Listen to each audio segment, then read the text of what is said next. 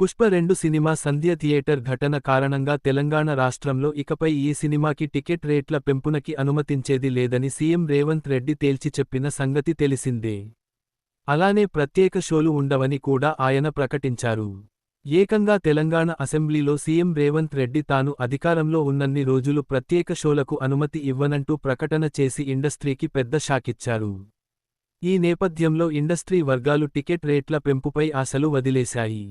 దీంతో పెద్ద సినిమాలు ఇకపై నైజాం ఏరియాలో రెగ్యులర్ రేట్లతోనే నడవాల్సి ఉంటుందని ఆవేదన వ్యక్తం చేస్తున్నారు.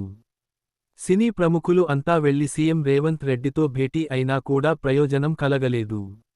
రేవంత్ రెడ్డి ఆ సమయంలో టికెట్ల రేట్ల విషయంలో అసెంబ్లీలో తాను చేసిన ప్రకటనకు కట్టుబడి ఉంటానని అన్నారు. సంధ్య థియేటర్ ఘటన విషయంలో ప్రభుత్వం చాలా సీరియస్గా ఉంది.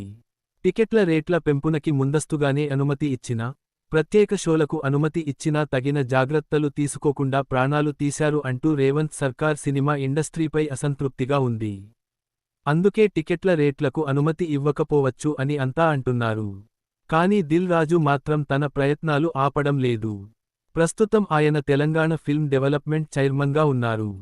కనుక ఆయన ఆ హోదాలో అయినా గేమ్ చేంజర్కి ప్రత్యేక అనుమతులు తెచ్చుకుంటారనే అభిప్రాయాన్ని కొందరు వ్యక్తం చేస్తున్నారు.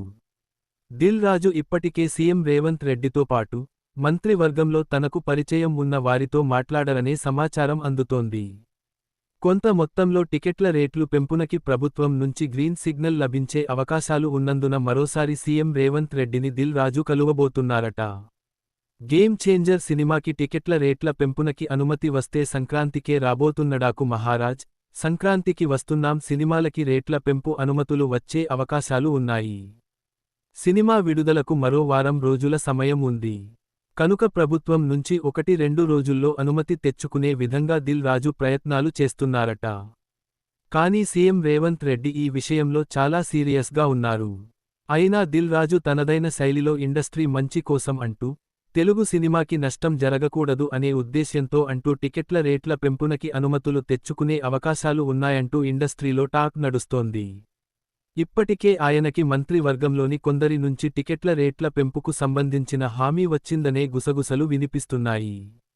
అయితే సీఎం రేవంత్ రెడ్డి నుంచి ఆ స్పష్టత, హామీ రావాల్సి ఉంది.